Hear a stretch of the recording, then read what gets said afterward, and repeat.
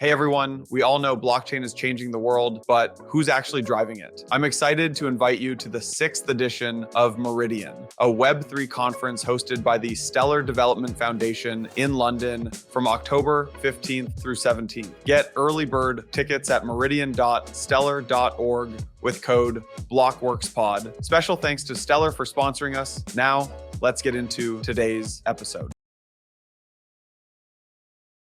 Everyone knows there's a massive shortage of top senior marketers in crypto, and teams are constantly struggling to get their go-to-market done right. That's why we're excited to have partnered up with Renault Partners, the premier go-to-market advisory firm for early-stage crypto teams. Get in touch with their team by heading on over to renaudpartners.com or giving the co-founder Jeff a follow on X. Check out the links in the description below. This episode is brought to you by Avalanche. Avalanche is a leading network of blockchains giving some of the world's largest financial institutions new use cases and business models while leveraging completely customizable infrastructure. Check them out. It's core.app/discover. You can explore Avalanche's subnet ecosystem at core.app/discover. I was playing around earlier today. Really cool. What's up, everyone? Before we jump into today's episode, I'm excited to share Empire's first ever security partner. Harpie is the best tool to prevent your wallet from theft in real time. Harpie is not just a security solution, they are a peace of mind solution. But don't just take our word for it. Harpie is the only wallet security solution that protected 100% of its users from attacks like the Ledger one in Q4, which was an off-chain signature attack. To learn more about Harpie, click the link in the show notes or visit harpie.io/empire. Welcome back to Empire. We got a lot of really good feedback on the episode with Skytrade. Santi and I are trying to bring some newer founders onto Empire, as opposed to just as much as we love, Ave and Leshner and Stani and Hayden and that crew and kind of the OG founders. We're trying to bring some new people into the fold. And so we got a lot of really good feedback on the last episode. So we wanted to bring Anil from Rome onto Empire. Anil, welcome to the show, man. Thank you. Thank you for having me. It's a pleasure to be with you too. Looking forward to. Yeah. Excited to have you. Okay, so for background for this episode, guys, we did an episode with Josh Bowen from Astria and Ben Fish from Espresso back in May of 2023. And the title was How Rollups Will Decentralize Their Sequencer. Rome has come onto the scene. They announced some funding recently. Santi and I are both investors, so we've had kind of a sneak peek at what they've been building. It's really, really cool. I would say my one sentence summary is Rome and Anil and the team are basically helping L2s access some of the best parts of Solana. So just wanted to have Anil on. So maybe Anil, I think a good place to start, because a lot of people might not be familiar with you in Rome. Can you just give us your background on how you came to build this, and I guess really importantly, why you're building this? Yes. So I was involved in crypto from long time. I come from a background, JP Morgan banking background, but I was always interested in crypto. When Bitcoin first came out, I had set up mining the server in my basement. Though, like everybody else, I didn't keep track of it. Then continued engagement, but I got very seriously engaged in crypto in 2017, 18, 19, where I was investor, building some application just for my own use. Some application were more native in crypto than others. Some were more Web 2 and Web 3 combined. And then I got into looking into Vitalik's roadmap for rollup, how the Ethereum is going to be scaled via rollup technology. And that caught my attention, and then started looking around and started poking around what kind of problem. I mean, some of these problems were very obvious. Defragmentation, fragmentation of liquidity, fragmentation of composability, how much security, and how you're going to secure the L2s in terms of what it executes off chain and how it goes on chain. So these were some of these problems were very obvious, and then some of them were not obvious, why would L2 actually use these that we are seeing today. And got engaged in this and started working on looking at the solution, what might be the solution.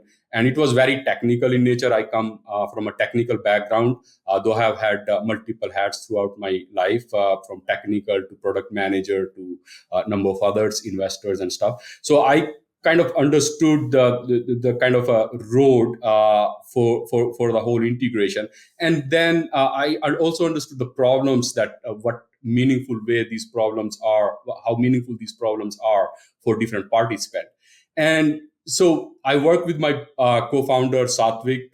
He and came up with a number of solutions, and we bounced it off a number of folks: Josh, Nick White, other people, Tarun, and then we realized what we really wanted to do was use Solana, which provided all these different properties: decentralization, speed, throughput, security of the network, and along with that, it solved a problem that nobody is addressing, which is interoperability between different chains.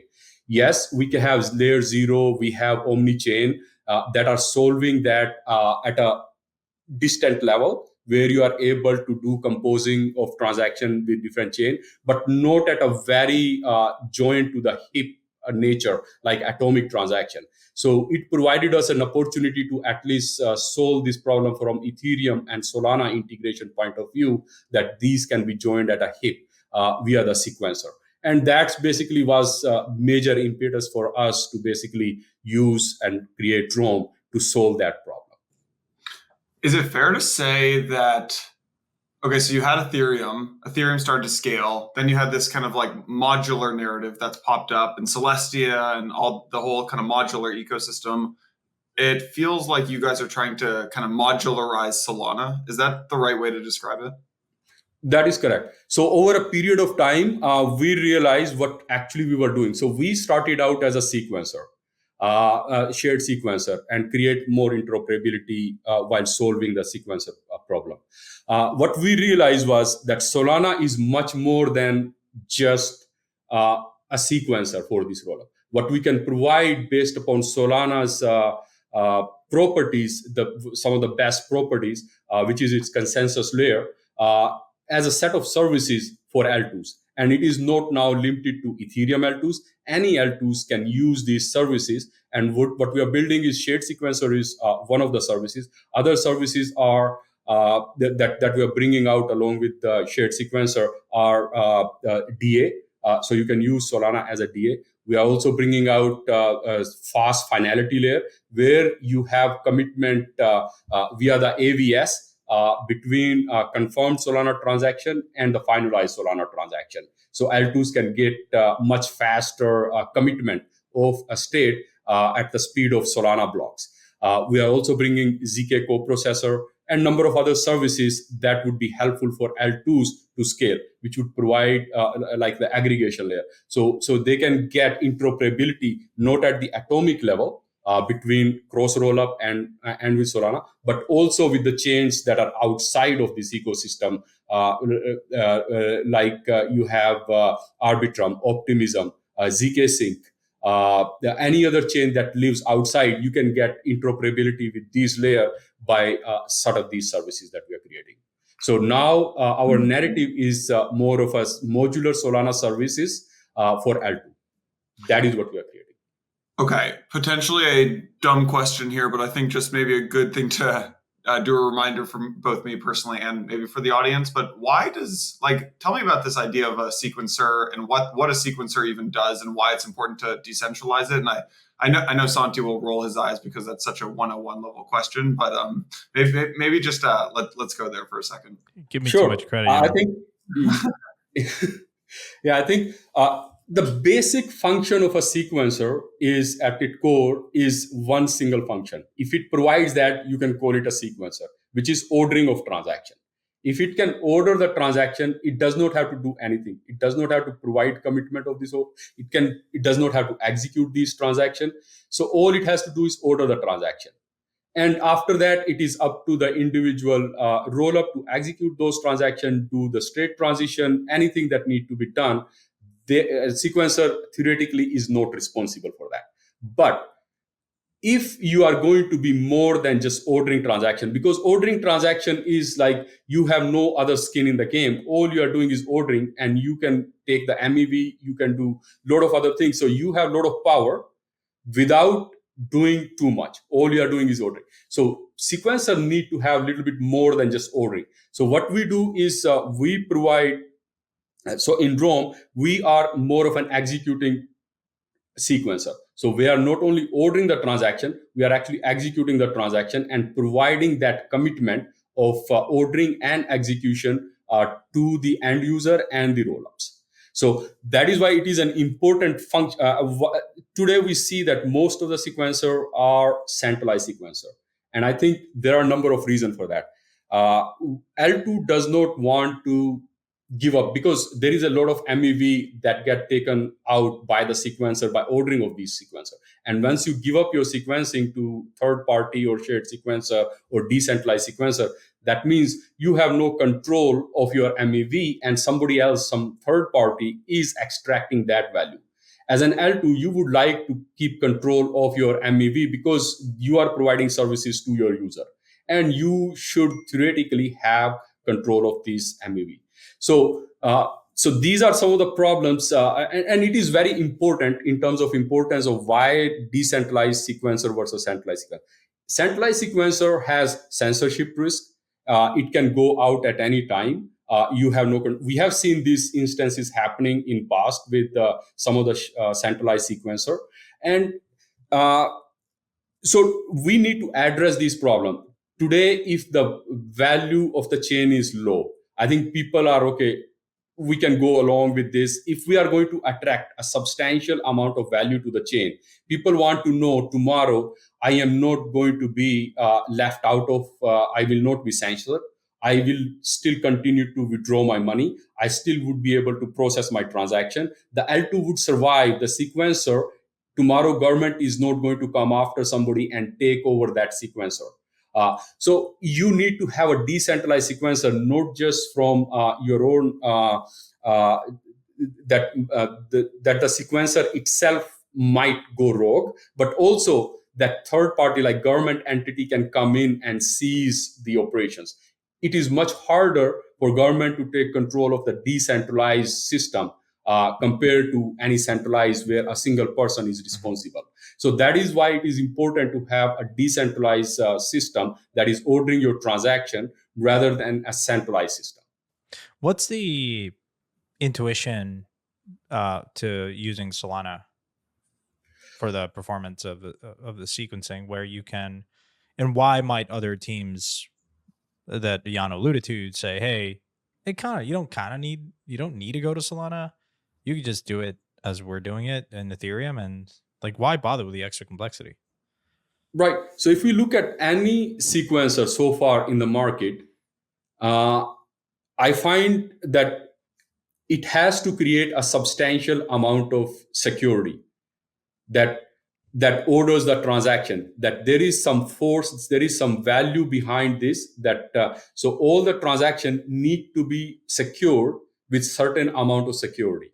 And that would take a lot of time for a chain to accrue that value, to be able to get up to a place where it can say, if it is taking a transaction of $1 billion, I'm just taking hypothetical, and it is secured with, let's say, $100 million value of the chain security in terms of ordering a transaction.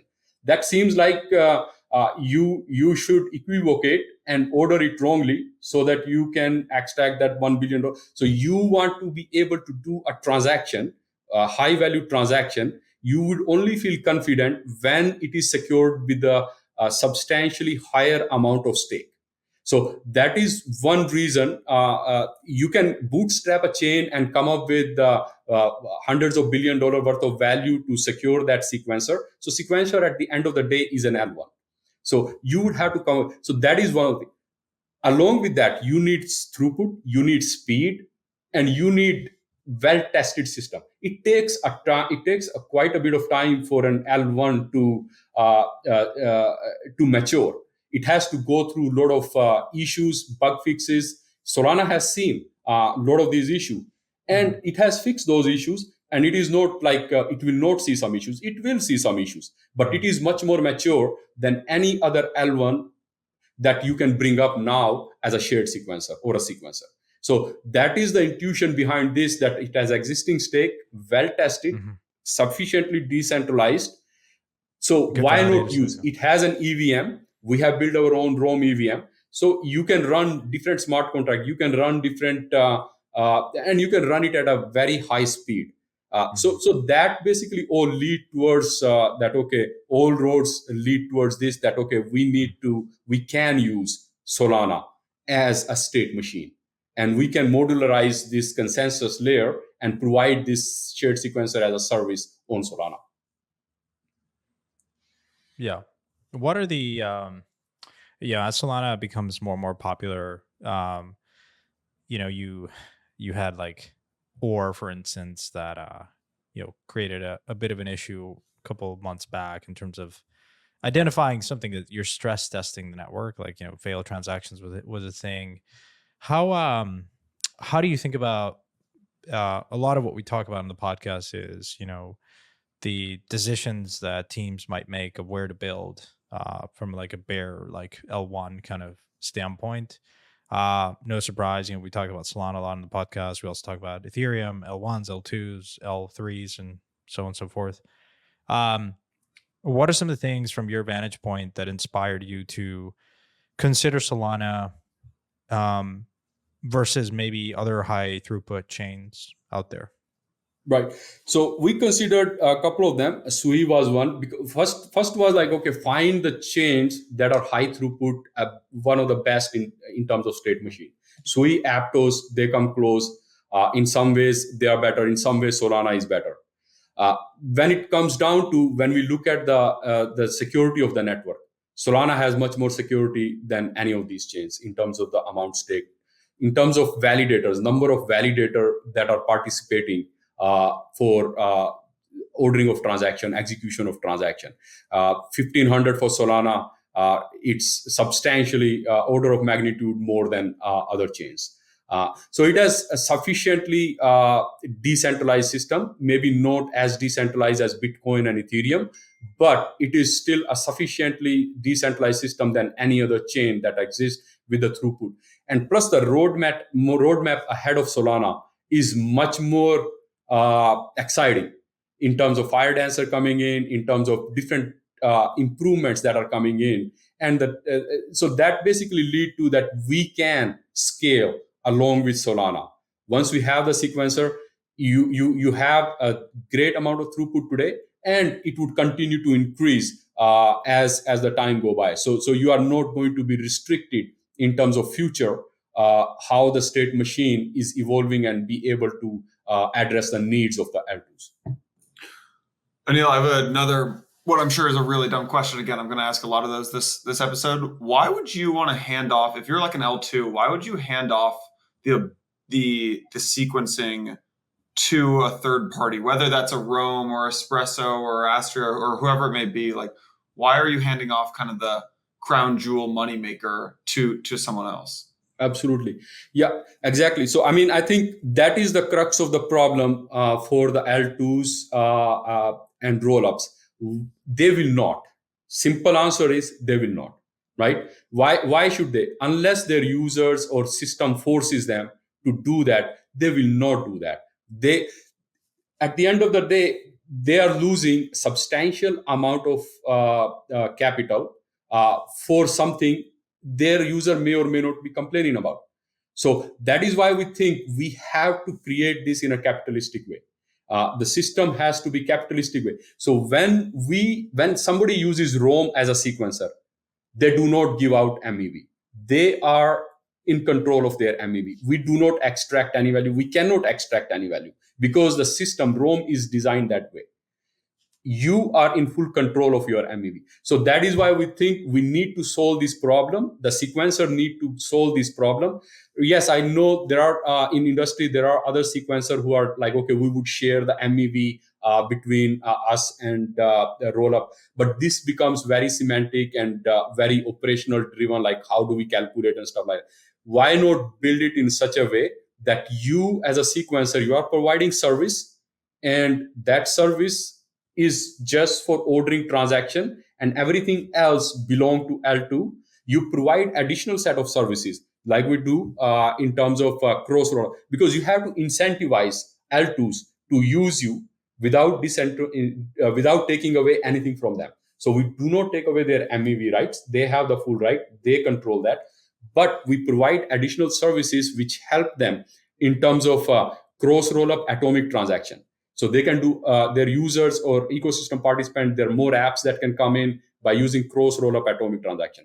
We provide composability with Solana. So you have access to Solana liquidity. When you go join Rome as a shared sequencer, you get immediately access to Solana liquidity, which is a big boost. So it is like a bootstrapping a roll-up to access Solana's liquidity as you start using Rome. Without giving up anything, they can start using all the services and access to interoperability with Solana and other rollups.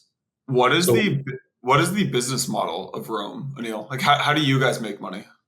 Right. So one is transaction fee based. So we would take percentage of transaction fee that it costs to execute your transaction on Solana.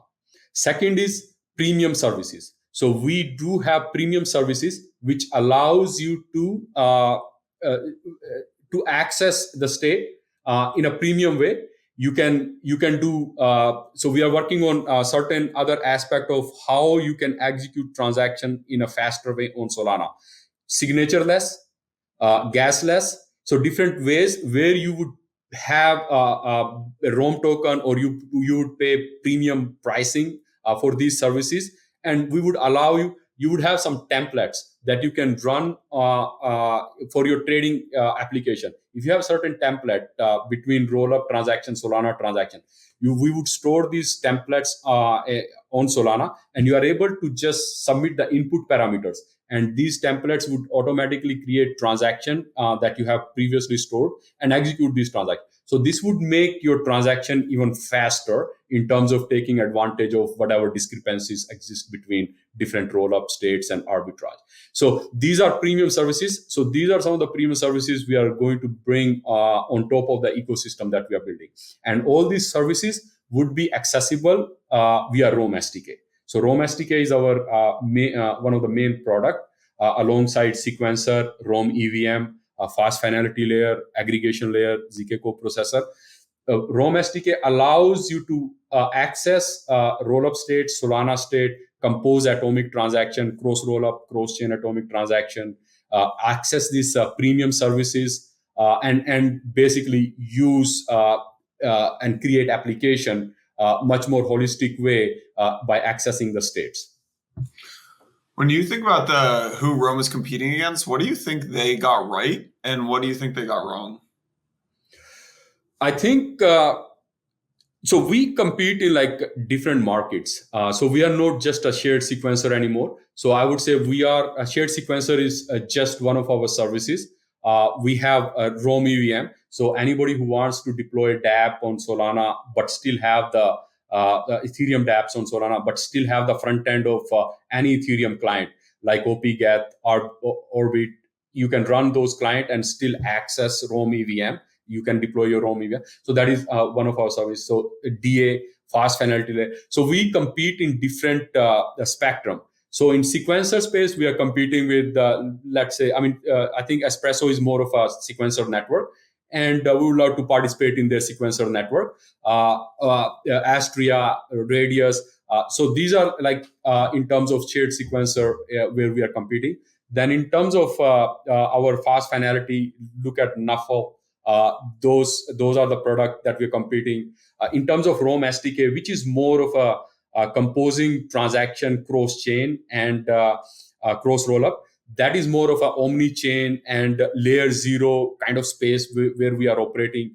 So I think we are different components of Rome are competing with different projects.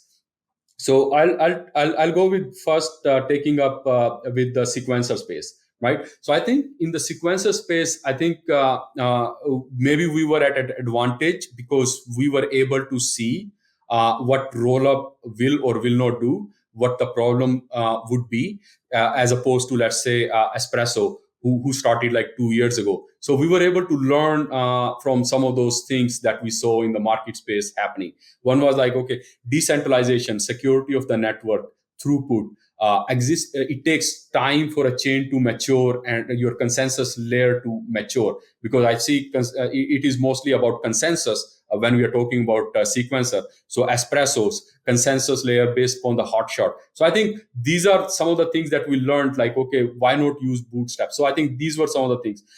In terms of like L2s, what L2s are willing to do or not willing to do, like they are not willing to give MEV unless their hands are forced. So why force their hand? Let them keep the MEV and solve the problem of decentralized sequencer.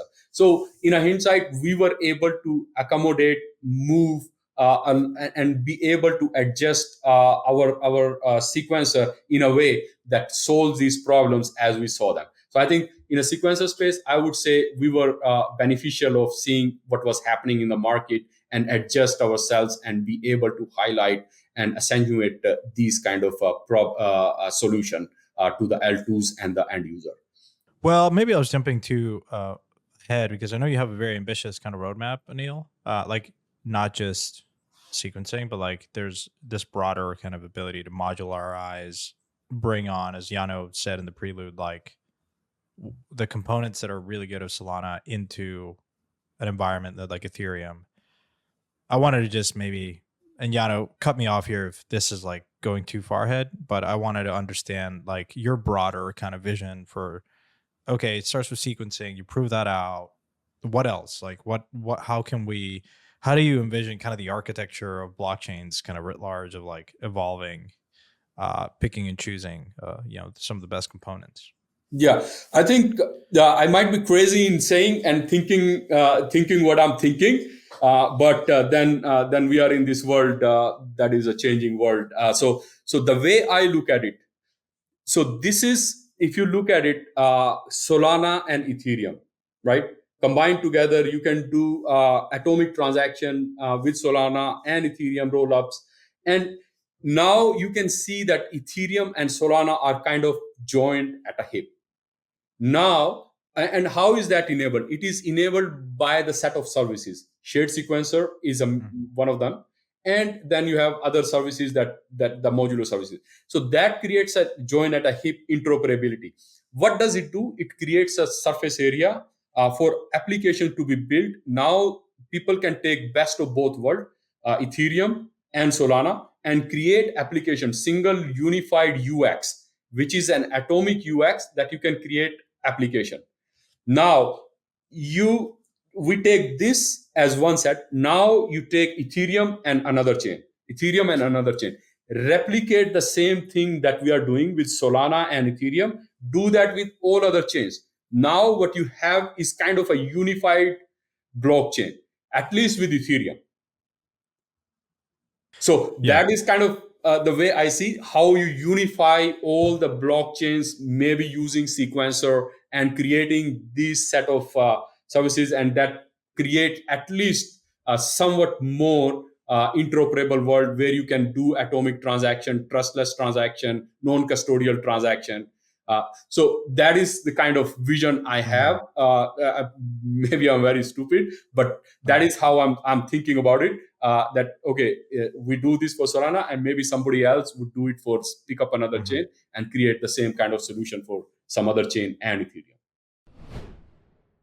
Hey everyone, Jason here. Just wanted to take a quick break to talk about something exciting in the world of blockchain. The Stellar Development Foundation is hosting their 6th annual Meridian conference this October 15th through 17th in London. It's a 3-day event where the brightest minds in Web3 come together to discuss everything from tokenization to DeFi. If you're a developer, builder, policymaker, or business leader looking to make an impact in transforming global systems through blockchain, this is your chance to join the conversation. You'll get to network with the forward thinkers who are defining the future of this space. Head over to meridian.stellar.org and use the code BlockWorksPod for early bird pricing. Now let's get back to today's episode.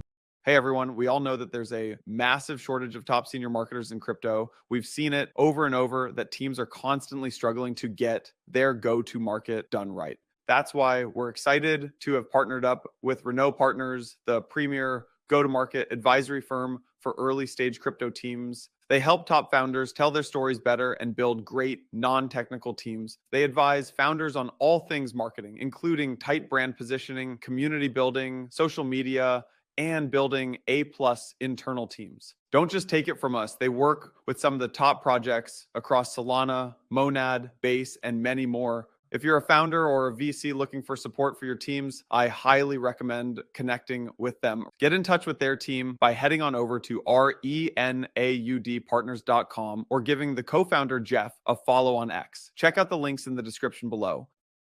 This episode is brought to you by Avalanche. Avalanche is a leading network of blockchains, giving some of the world's largest financial institutions the design space to explore new use cases and business models while leveraging completely customizable infrastructure.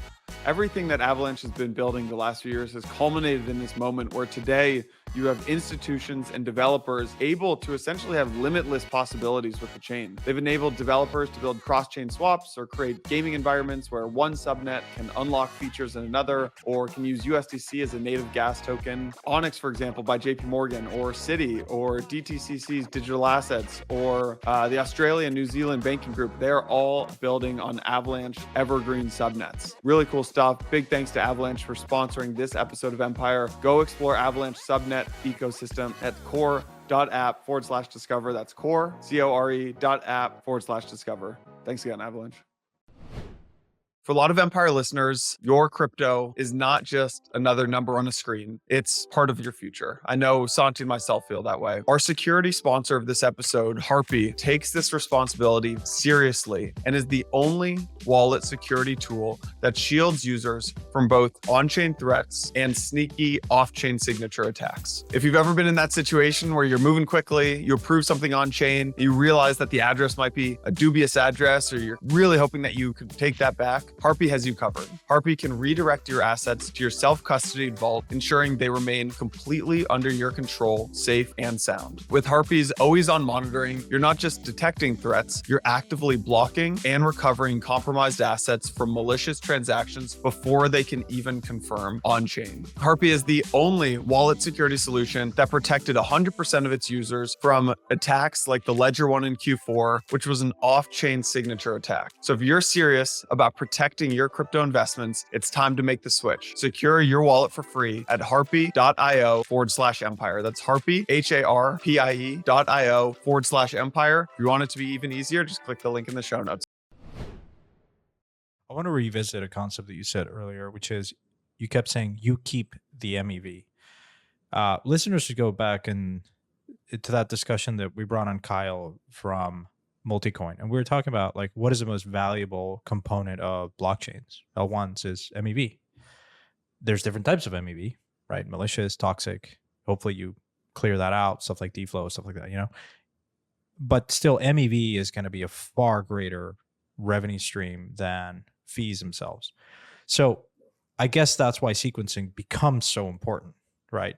The ordering of the transactions, and maybe I'll just hand it over to you. Like, more so the question is like, why is the sequencing kind of that thing that you've decided in this modular kind of stack to go after? Is it because because it's like central to MEV and that becomes like the most important thing? Or is that just a beachhead into other stuff? Right. So yeah, I mean, so MEV is a major problem. So we used to have all kind of different. So Ethereum has put in some rule like, okay, per block, that is the maximum MEV you can extract. So we are putting. I mean, I would say they're going too far. That we are putting band-aid instead of solving the real problem. Like, how do we solve the real problem, right? If and when so what is a bad MEV and what is a good MEV, right?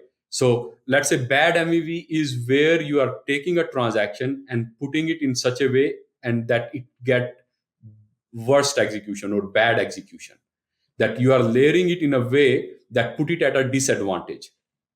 So that is bad. Nobody should be allowed to do that. If a transaction comes in, in a natural way. It comes in at a certain place. It should be honored at that place because that is how it ended up being there, right? So we all need to be cognizant of the fact that we do not allow system itself should not allow layering of transaction in a way that it puts it at a disadvantage. So like a sandwich attack and this kind of attack. So we all know about these. I mean, these are like old stuff, right? Now, what is a good MEV? Let's say arbitrage, right? Arbitrage, you can say, is a good MEV, like cross-chain or in between different acts, because it creates a better price discovery. It brings the price in harmony across different issues, and everybody benefits from that. So arbitrage, I would say, if a price of on one DEX is different than another DEX, and you want to put that transaction as a cross-atomic transaction and send it, it is a good MEVs. I mean, it is beneficial for everybody. Financial markets. So you creating tighter spreads, but more efficient markets. Right. So that is how I look at it. If it benefits everybody, it is good. If it is disadvantaging a particular transaction, then it is bad. So that is and that is exactly the way we are approaching how we have designed our sequencer, right? So you cannot take a user's transaction and layer it and put it at a disadvantage. It is impossible. Because how the system works, it is as the user transaction come in, it is picked up by RIA and it is sent to Solana, where it is encrypted and it is executed by the rules of Solana. Nobody can see. Yeah, and to your point, it comes in code. Like it's just it gets sent in whatever order. And your point is more so you're not necessarily solving MEV per se. You're just creating stronger guarantees that there's no one single party that can manipulate that order flow, that cannot manipulate the ordering of said transactions.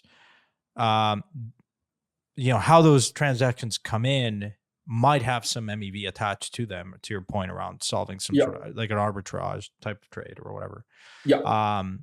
And that we consider as a good, because now you can take, you see a price on one roll up different or one DEX different than the other. You can take these two transactions, put them together as a single atomic transaction, and you can send to Solana. It is executed as a single transaction. Either both the transaction going to happen in a trustless manner, or neither of them is going to happen.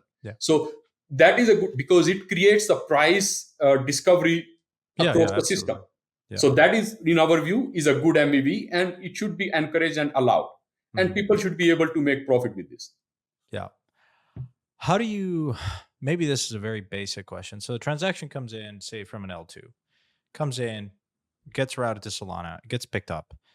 At that point, you're competing on other stuff in Solana, right? And now there's, tips, and you have, how do you think about that flow, especially that last part, the last mile, like once it enters Solana, and how it gets prioritized, if you will, or not? Like, you must have some visibility into, I'm sure, like, say that there's like a lot of activity in Solana, and how do you work through that preemptively or mitigate kind of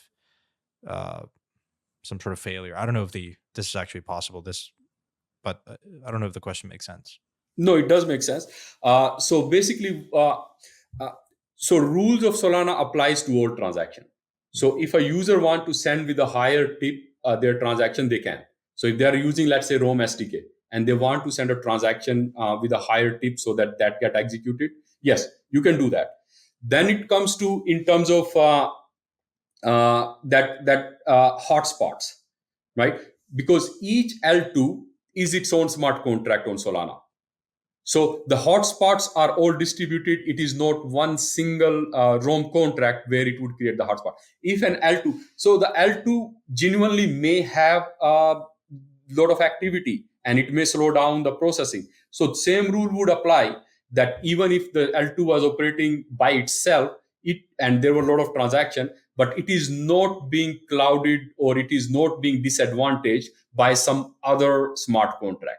So it is playing within its own rules without being impacted by others, because it is its own smart contract and the hotspot remains within that smart contract, that EVM, rather than it is impacting other EVM. I hate to put you on the spot, but I'm going to say it anyways. Feel free to deflect the answer, the answer, because it's hard. But say we had Ben or someone else from another shared sequencer. Do you how would you think these things stack up? Like, you go out there, you go talk to an L2 and you say, listen, you ought to use our solution because what are the key selling points? Performance, security. You're leveraging a Lindy chain, a Solana, whereas it's trying to bootstrap your own validator like the others. What do you think it matters most for these teams, these like L2s, like a Arbitrum or a whatever, pick your L2 of poison? To me, it seems like they should be, it should matter to them that the system is decentralized.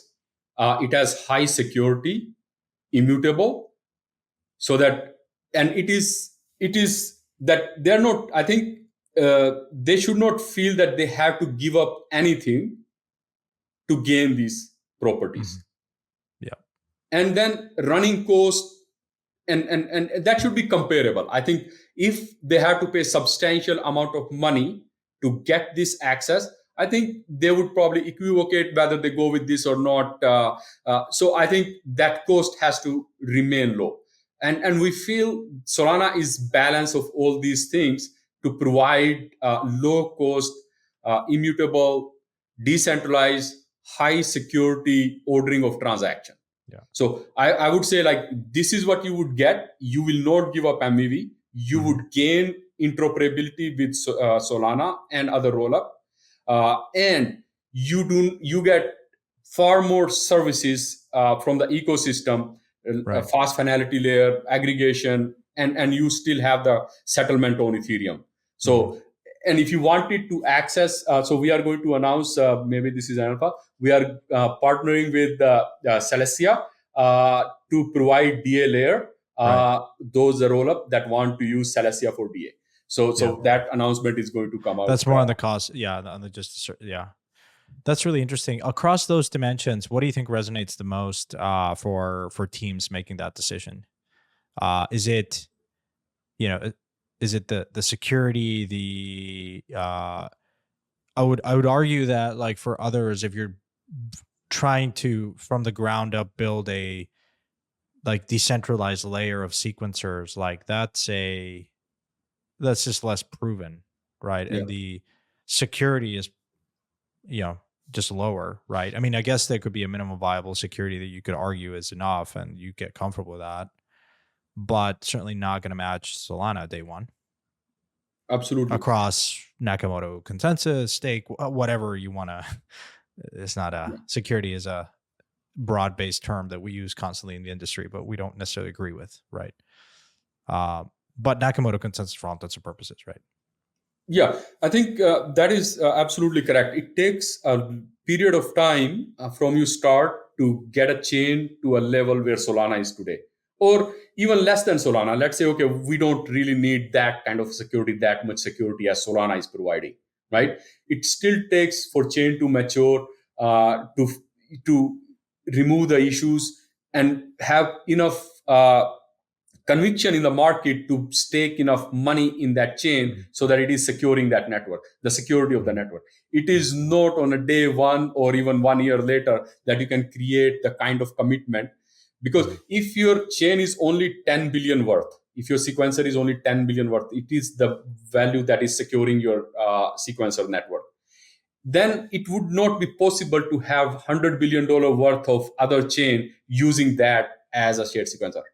I think you have to have, at the end of the day, look at this in terms of what amount of throughput is going through the sequencer and what is the security of that network, sequencer network, that is securing that throughput. Yeah, because if there is a chance for somebody to fraud, it would fraud. We have to go with that it is possible that if somebody has a control to fraud, then they would fraud if there is enough economic incentive is there. Let's actually go there, because I think, when L2's first launched, like, there was this criticism that the sequencer was centralized. And I think this goes to the heart of, I'm not so sure people really understand what a sequencer like can and can't do. Because you mentioned fraud, right? Like the worst case, if a sequencer is centralized and acts maliciously, we can talk about what that actually means. Ultimately, if you have fraud proofs, you can always go back to the main chain and like recover your money, so to speak. You can, correct me here if I'm wrong. Like you can ultimately go back if you have fraud proofs, right? You can say, hey, look, it might take a while. There's a period in it, that in that period, you might get liquidated, a whole host of problems, right? Of liveness. But you can go back, right? And if you don't have fraud proofs, that's the main issue, right? Of an L2 Right. is if you don't have fraud proofs, then the security of that L2 is like non-existent. You're really trusting that, right? Because then that's problematic. So what is the worst case scenario here for someone that might say, look, Anil, I hear you. You're using Solana.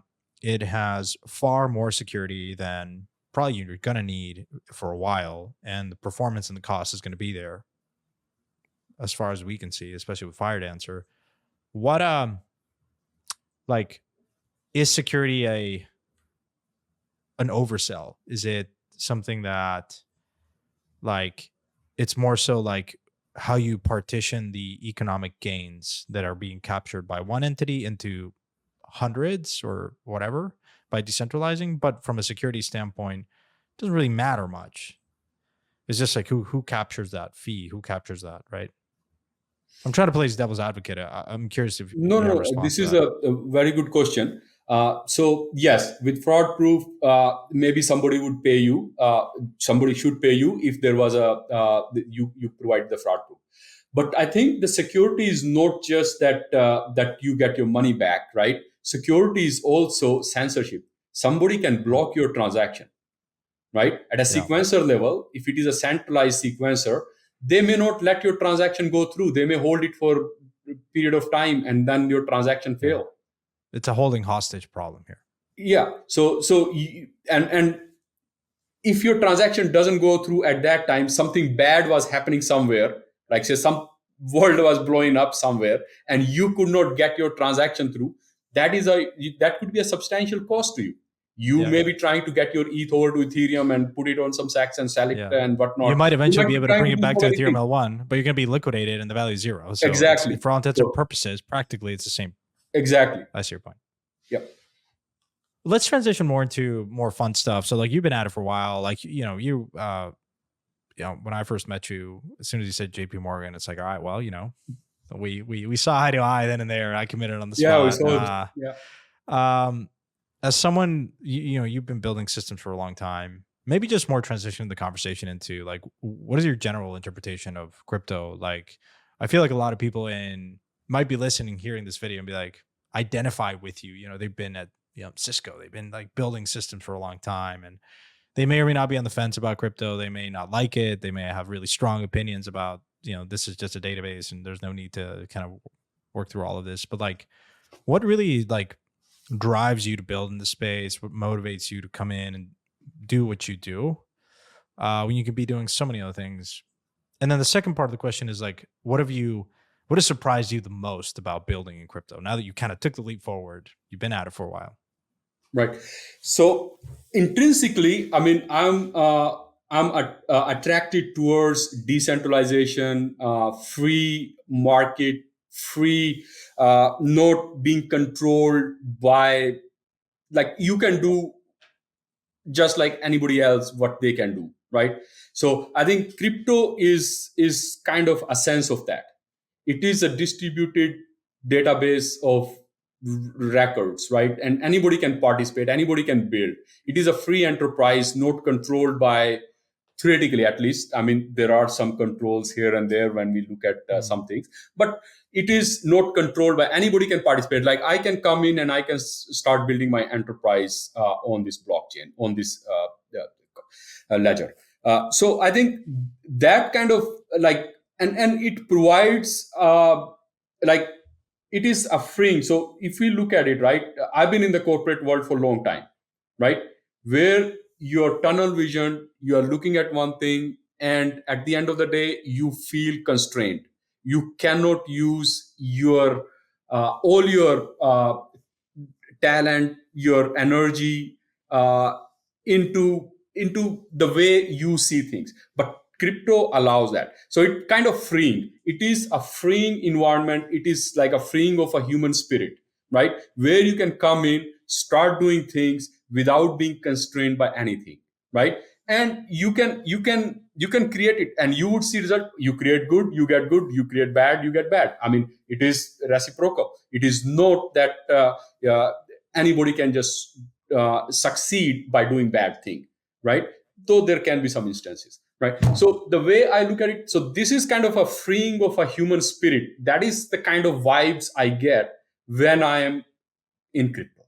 When I was outside crypto, I saw myself constrained. I saw myself like put in a box. So I think there are more application, more things that are going to come in, and it is going to be more freeing for more people. What the challenges are for our industry? It is very technical. It is very technical, even for a guy like me who has 2 master's degree in engineering. I find it sometimes like, okay, I need to sit down and think about it for weeks before I understand certain things, right? So how do we make it, how the knowledge is dissipated so that other people, other folks can join in this journey, right?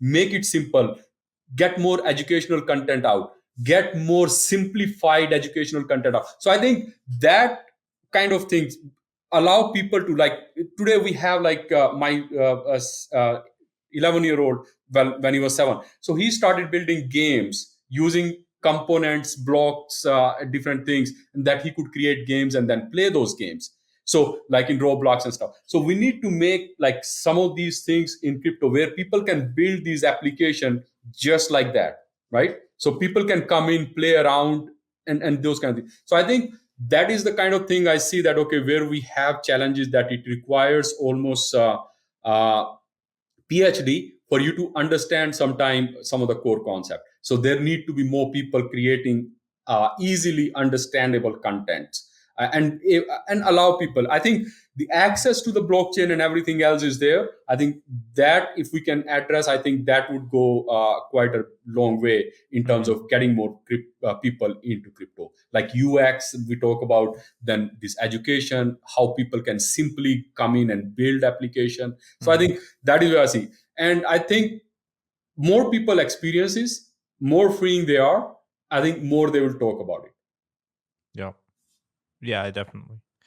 I very much agree, even though I'm not a builder developer myself, that I sort of would push back on this common, more recent criticism that there is too much infra and not enough applications, because I still think that there is different parts of the kind of infra cake that still need to be built. Far more connectivity and interoperability. That middleware layer, I think, is very much unexplored, very much still nascent, and it sort of makes sense. Like we weren't talking about modularity a year ago.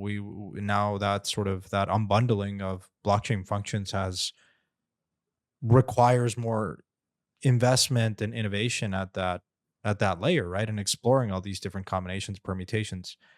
We might, rebundle into certain standards and certain best practices, but you know, as far as I can tell, the tooling is improving, still not there. Um, more languages for support, more, exploration at the, the modularity layer in particular is something that an interoperability layer is I think the areas that plus like optimizing fees and how you price blockchain space is like still requires and will probably require many more years and of experimentation.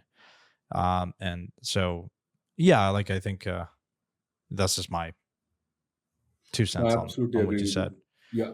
I mean, Yeah. infrastructure, I mean, the criticism is not well founded of like too much infrastructure, because infrastructure is needed. Once infrastructure is there, then there is a lot of innovation, lot of ability for creative thinking. When the cost of doing things is low, that's when people start to do things like, okay, when the roads are there, when the different infrastructure is built, when it is cheap, people can experiment and create things. And it is absolutely, I mean, I think needed and more infrastructure. I totally agree on the interoperability part, where the infrastructure, the plumbing, all those things that need to be there. So that is where we are doing our bits, our 2 cents in this piece, where like, okay, we provide some atomic composability with Solana and Crosswallet. So I mean, that is just our half a cent in there. Absolutely. Well, folks, I think it's been a fascinating discussion. I'm really excited to see what emerges from, as Yano said, really leveraging some of the best components of Solana into much needed kind of area of infra in the L2 landscape, which is the sequencer. And so it's something that has been talked about since forever, as soon as L1 started to exist. And so seeing how these two kind of ecosystems merge together as you're doing it with Rome is pretty fascinating. So just to wrap it up, timeline wise, when can we expect to see some, I mean, you leaked some alpha, but like what's next in the horizon, and then where can people learn more about the project and get involved if they want to? Yep. Yeah, so we are gearing up with our DevNet release. So it can come out soon. Hopefully in August itself, we would release our DevNet. Ladies and gentlemen, we are in August. Yes.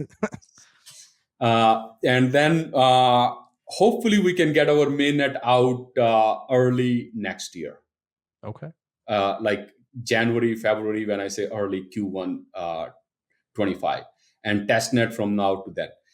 So we were actually ready to do our DevNet, but we decided that we needed a better EVM. So we created Rome EVM in the process. And so our DevNet is going to be based on our own EVM, Rome EVM. Fantastic. Well, very exciting, Anil.